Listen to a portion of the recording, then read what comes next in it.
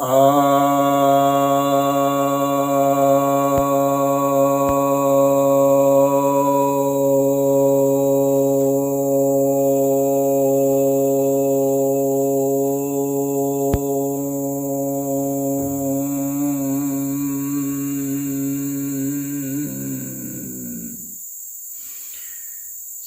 भक्तजनों को सप्रेम नमन।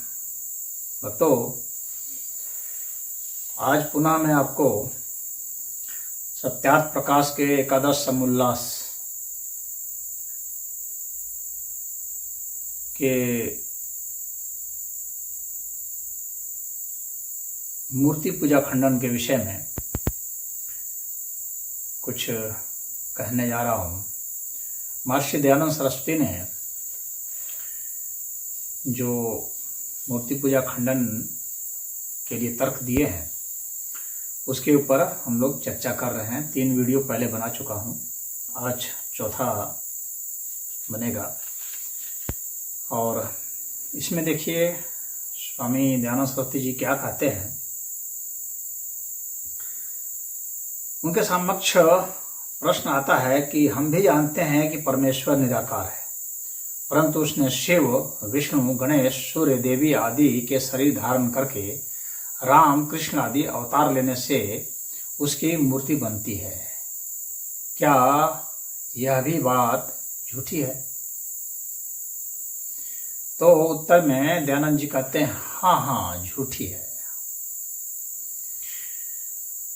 अर्थात अवतारवाद को ये झूठी कह रहे हैं। फिर कहते हैं क्योंकि अज एक पात अकायम इत्यादि विशेषणों से परमेश्वर को जन्म और शरीर धारण रहित वेद में कहा है, तथा युक्ति से भी परमेश्वर का अवतार कभी नहीं हो सकता, क्योंकि जो आकाशवत सर्वत्र व्यापक अनंत और सुख दुख दृश्यादि गुण रहित है, वह एक छोटे से वीर गर्भाशय और शरीर में क्यों कर आ सकता है? आता जाता वह है कि जो एक देशी हो, जो अचल अदृश्य, जिसके बिना एक परमाणु भी खाली नहीं है, उसका अवतार कहना जानो बंध्या के पुत्र का विवाह कर उसके पौत्र के दर्शन करने की बात कहना है।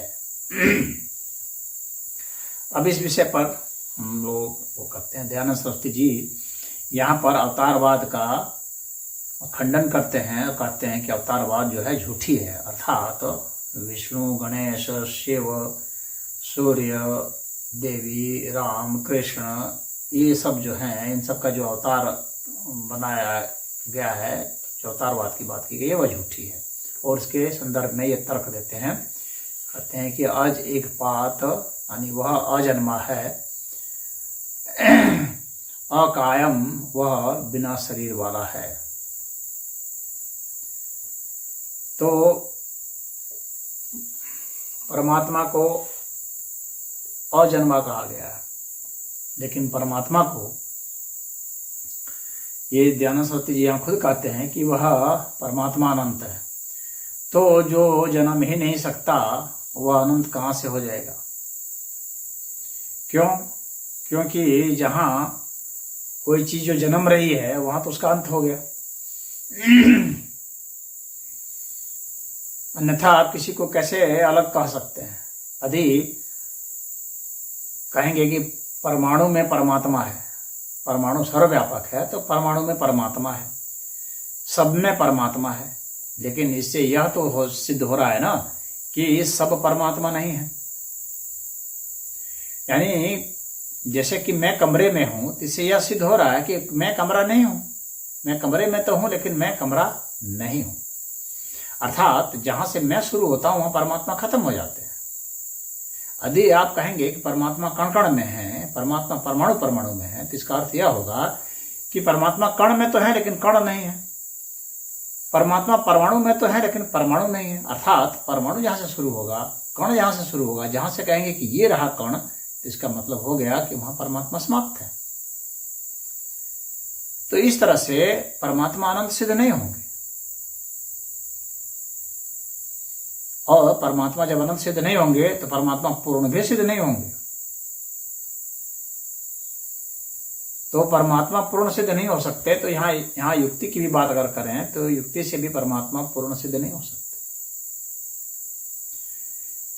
परमात्मा का विकल्प तैयार है, परमात्मा वहां अंत कर जाते हैं। तो परमात्मा को अनादि और अनंत नहीं कहा जा सकता है, क्योंकि उनका अंत हो रहा है। तो वे सानंत वाले हो जाएंगे, वे पूर्ण नहीं होंगे। फिर वे सर्वशक्तिमान भी नहीं हो सकते। क्यों? क्योंकि वे जन्म ही नहीं सकते, वे अवतार ही नहीं ले सकते। तो फिर सर्वशक्तिमान किस बात का? जब उनमें जन्मने की ही क्षमता नहीं है तो सर्वशक्तिमान किस बात का? तो क्या वेद में जो अज लिखा हुआ है गलत है? नहीं, ये गलत नहीं है, इसका गलत मीनिंग लिया गया है। अज का अर्थ जो जन्म से परे है,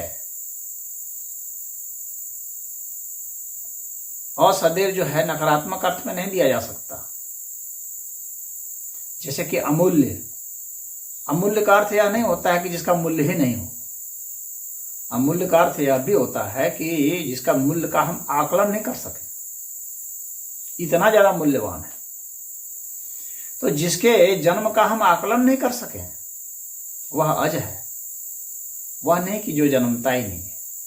तो अगर हम परमात्मा को यह कहेंगे कि वो जन्मता नहीं, तो फिर जो है वह अनंतन भी सिद्ध नहीं होगा और सर्वव्यापी भी सिद्ध नहीं होगा। सर्वव्यापी एक ही अर्थ में सिद्ध हो सकता है, जब वह सब कुछ हो, उसके सिवाय और कुछ भी नहीं हो, तभी वह अनंत हो कहला सकता, अन्यथा नहीं।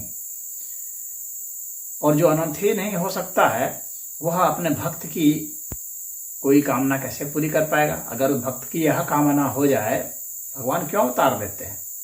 परित्राणाय साधूनां विनाशाय च दुष्कृतां धर्म संस्थापनार्थाय संभवामि युगे युगे। ये भगवान कृष्ण ने गीता में कहा है अपने अवतार के विषय में कि मैं युग युग में, हर युग में अवतार लेता हूं। क्यों? परित्राणाय साधूनां, साधुओं के परित्राण के लिए। अगर उनका कोई भक्त है जो चाहता है कि वो भगवान उनके जैसा हो करके उनके समक्ष आए, तो भगवान कैसे पूरा करेंगे भाई? अगर भक्त चाहता है कि भगवान उनके साथ हंसें, बोलें, खेलें, नाचें, कूदें, तो भगवान इस चीज को कैसे पूरा करेंगे? अगर वे अवतार ही नहीं ले पाएंगे, कहेंगे भैया हमारे में तो शक्ति ही नहीं है, मैं तो जन्म ही नहीं सकता। ये भी नहीं कहेंगे, क्योंकि जब निराकार ही रहेंगे तो वो बोल भी नहीं सकते। तो बोलने की क्षमता नहीं रही, देखने की क्षमता नहीं रही, सुनने की क्षमता नहीं रही, तो ऐसा परमेश्वर पूर्ण तो होगा नहीं। परमेश्वर के विषय में कहा है कि वह तो सब देखता है, वह सब कुछ देखता है, ऐसा कुछ है नहीं जो उसको वह नहीं देख सकता। तो जाहिर सी बात है कि सब कुछ वह होना चाहिए, तभी ऐसा संभव है। वह हर रूपों में प्रकट होना चाहिए। जितने भी रूप हैं सब परमात्मा के ही रूप हैं।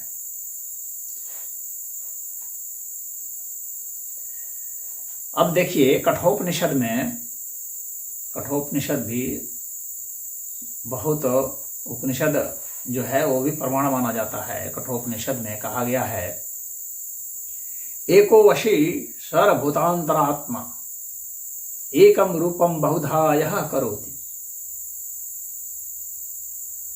तम आत्मस्थम ये अनुपश्यन्ति धीरास्तेषां सुखम शाश्वतम न इतरेषां। ये कठोपनिषद अध्याय 2 के वल्ली 2 के 12वें मंत्र में है। ये कह रहे हैं कि इसका अर्थ यह है कि जो एक सबको अपने वश में रखने वाला और संपूर्ण भूतों का अंतरात्मा अपने एक रूप को ही अनेक प्रकार का कर लेता है। अपनी आत्मा में स्थित जो धीर पुरुष उसे देखते हैं उन्हीं को नित्य सुख प्राप्त होता है, अन्य को नहीं। अब अगर हम केनोपनिषद के खंड 3 मंत्र 2 में देखें तो इसमें कहा गया है, तद्वेषाम विजज्ञो तेभ्यो ह प्रादुर्बभूव तन्न व्यजानात किमिदं यक्षमिति। अर्थात वह ईश्वर देवताओं के अभिप्राय को जान गया और उनके सामने प्रादुर्भूत हुआ, तब देवता लोग यक्ष रूप में प्रकट उस ब्रह्म को यह यक्ष कौन है ऐसा नहीं जान सके। तो यहाँ भी ईश्वर के प्रादुर्भूत होने का, अवतरित होने का यहाँ पर तो यहाँ भी वर्णन आ रहा है।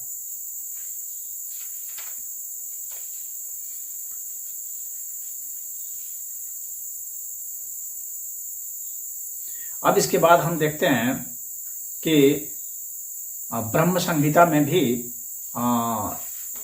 आता है वर्णन। रामादि मूर्तिषु कला नियमेन तिष्ठन् नानावतारं करोद भुवनेषु किन्तु कृष्णः स्वयं संभवत् परमः पुमान् यो गोविंदरम आदि पुरुषम तमहम भजामि। ब्रह्म संहिता 5:39। इसमें कहा जा रहा है कि मैं उन श्री भगवान गोविंद की पूजा करता हूँ जो राम, नृसिंह आदि अवतारों में नित्य स्थित रहते हुए भी कृष्ण नाम से विख्यात आदि पुरुष हैं और जो स्वयं भी अवतरित होते हैं। गीता का तो मैंने आपको बता ही दिया। तो अब जो है अब अगर हम वो देखते हैं कि मुंडक उपनिषद का भी मैंने पिछले वीडियो में दिया था, इसलिए उसका मैं प्रमाण अभी नहीं दे रहा हूँ, क्योंकि पिछले वीडियो में मैं उस प्रमाण को दे चुका हूँ।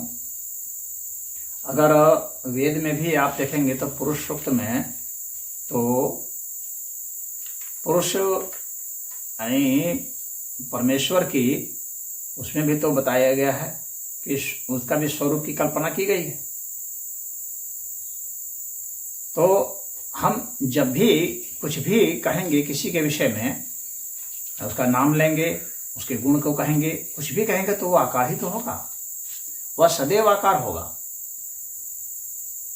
और परमात्मा जैसे पुरुष सूक्त में कहा गया है ना, ब्राह्मणवश्य मुखम आसीत बाहुरजन्यः कृतः गुरु तदस्य तदस्यः पदभ्याम शूद्रो जायत।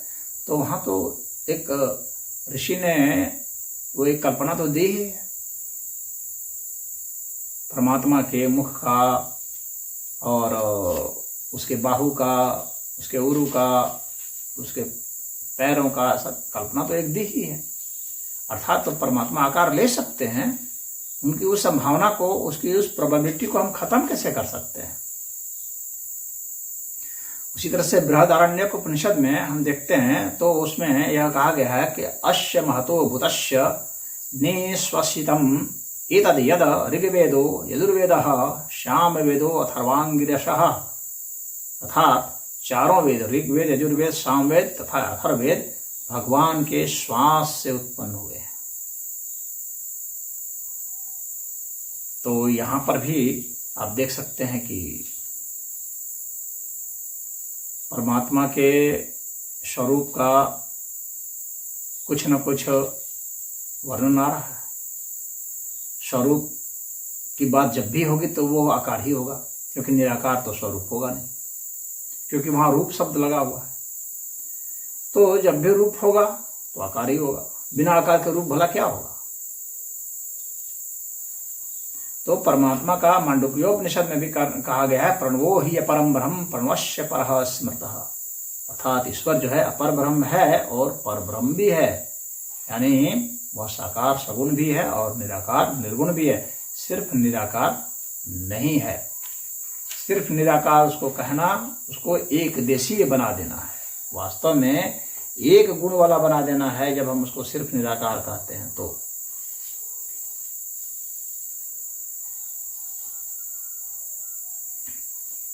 अब उसी तरह से कठोपनिषद में हम देखते हैं,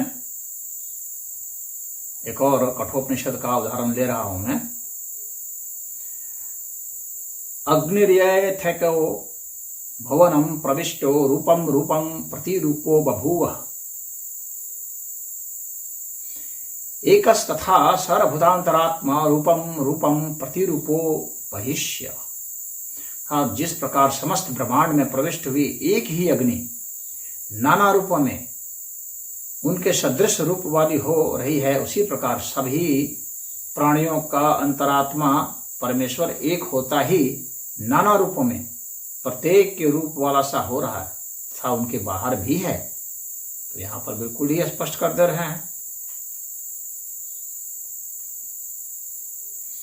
अगर ब्रह्मसूत्र को देखें तो ब्रह्मसूत्र में भी देखिए स्पष्ट बताया जा रहा है, न अस्थानतो अपि परस्य उभय लिंगम सर्वत्र ही। ब्रह्मसूत्र 3 अध्याय 2 पाद 11वां सूत्र। इसका अर्थ यह है कि क्योंकि स्थान के संबंध से भी पर ब्रह्म का सर्वत्र वेद वाक्य में उभयलिंगी, यानी उभयलिंगी का मतलब निराकार साकार, निर्विशेष सविशेष, निर्गुण सगुण, ये उभयलिंगी हुआ। तो ये उभयलिंगी बताया है जो किसी प्रकार के दोष से संसर्ग नहीं होता। तो यहां पर हम इस तरह से देख पा रहे हैं।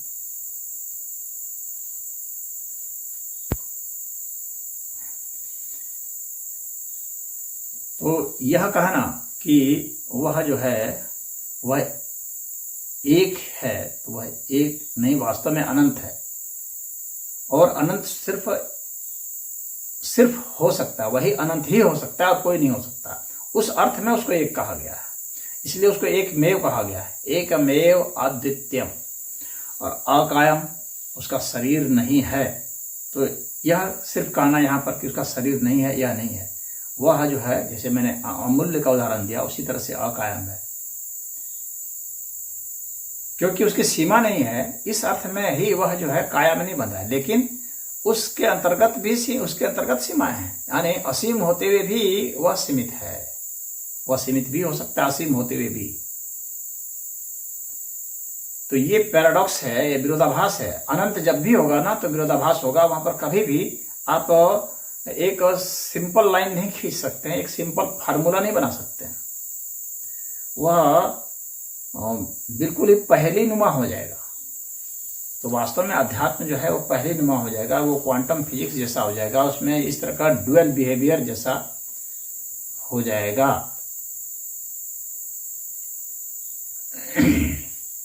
तो परमेश्वर कभी अवतार नहीं लेता, यह बात सिद्ध नहीं हो रही है। स्वयं भगवान कृष्ण ने भी कहा है और सब जगह भी इससे सिद्ध हो रहा है।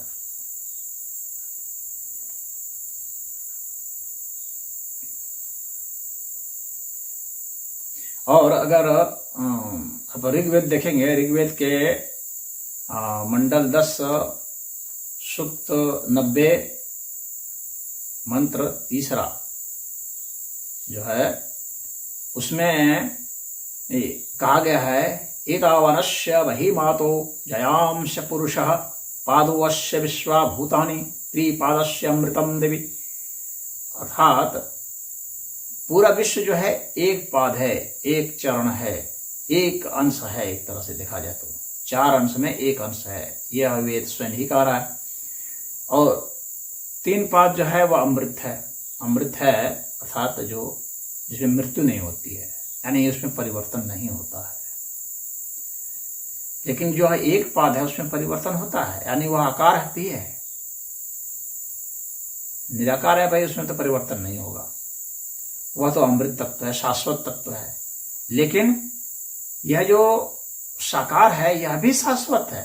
यह बदलने के अर्थ में शाश्वत है, इसकी शाश्वतता अलग है तो यह भी शाश्वत। लेकिन अपनी शाश्वतता में यह शाश्वत किस अर्थ में है, यह बदलाव के अर्थ में शाश्वत है, यानी निरंतर यह बदलता रहता है। उस अर्थ में यह शाश्वत ही है। हाँ, अपना वो स्वरूप उसका वो बदल जाएगा, तो वो जैसा था अब थोड़ी देर के बाद वैसा नहीं है। लेकिन यह बदलने का जो क्रम है यह इनफाइनाइट है, ये अनंत है, ये अनंत काल के लिए है। ये बदलता ही रहेगा, इसका गुण ही बदलते रहना है। तो यह भी शाश्वत है। और जो 3 पाद है, 3 चरण हैं, 3 अंश हैं, 4 अंश में, उसको तो अमृतम देवी कहा ही गया है। तो ऋग्वेद जो है वेद भी इस विषय में संकेत दे रहा है। अब ये ऋग्वेद थोड़ी कहेगा कि मूर्ति बना लो और घंटा हिलाओ, ये अगरबत्ती जलाओ, ऐसा तो नहीं कहेगा। भाई वहाँ तो मंत्र है और सिद्धांत है। वेद वास्तव में सिद्धांत है, वो एक तरह से संविधान है। उसमें बहुत सूक्ष्म रूप से मंत्र रूप में सारी बातें बता दी गई है। अब आपको उसमें समझना है और वो युक्ति संगत होना चाहिए। परमात्मा को आपको अनंत भी सिद्ध करना है, पूर्ण भी सिद्ध करना है, सर्वशक्तिमान भी सिद्ध करना है, सर्वव्यापी भी सिद्ध करना है। तो जब सब सिद्ध करना है, उसको अजन्मा भी सिद्ध करना है और जन्म भी सकता है, यह भी सिद्ध करना है। एक ही साथ दोनों चीज सिद्ध करनी है। उसको एक ही साथ आपको निराकार भी सिद्ध करना है और साकार भी सिद्ध करना है। क्योंकि यदि वो आकार नहीं ले सकता तो सर्वशक्तिमान किस बात का? जब उसमें जन्मने की क्षमता नहीं है तो सर्वशक्तिमान किस बात का?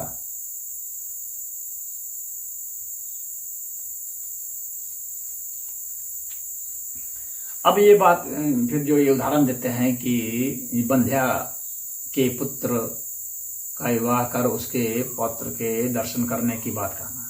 अरे भाई, आजकल बंध्या के भी पुत्र हो रहे हैं, बस टेक्नोलॉजी की बात होती है। आजकल तकनीक इतनी एडवांस हो चुकी है कि बंध्या के भी पुत्र हो रहे हैं, क्योंकि वे गुण, वे क्षमताएं हम लोग की एक एक कोशिका में हैं। तो इन विट्रो फर्टिलाइजेशन भी हो रहा है, इन वाइवो फर्टिलाइजेशन भी हो रहा है, लेबोरेटरी में भी तैयार किए जा रहे हैं। इनसे एक कोई निकाल लिया, यूटेरस से कोई एक निकाल लिया, एक कोशिका निकाल ली गई और उससे वो तैयार कर रहे हैं। वहां बाहर भी फर्टिलाइजेशन करा रहे हैं। एक जो है अंडा निकाल लिया, बंध्या है भले, लेकिन उसका अंडा निकाल लिया और किसी का स्पर्म मिला करके वो बच्चा पैदा कर दिया गया। अगर वो अंडा नहीं पैदा कर पा रही है तो उसमें एक कोशिका निकाल ली गई, उससे वो बना लेते हैं। कोई जीन निकाल लिया, उससे बना लेते हैं। डीएनए निकाल करके बना ले रहे हैं। तकनीक की बहुत हाई है, तो संभावनाएं तो हैं ही। संभावना से इनकार कैसे कर सकते हैं? अगर विज्ञान में कोर्स में प्रवेश होगा तो आप विज्ञान समझेंगे कि यहाँ पर संभावनाएं इतनी हैं कि आप किसी भी के अंश से कुछ भी बना सकते हैं, क्योंकि सारी सूचनाएं उसमें मौजूद हैं। तो वो बंध्या भी, जो सामान्य रूप से बंध्या है, उसके भी पुत्र हो सकते हैं और उसके पौत्र भी हो सकते हैं और उनके दर्शन भी हो सकते हैं। तो इस वीडियो में इतना ही। हरि ओम।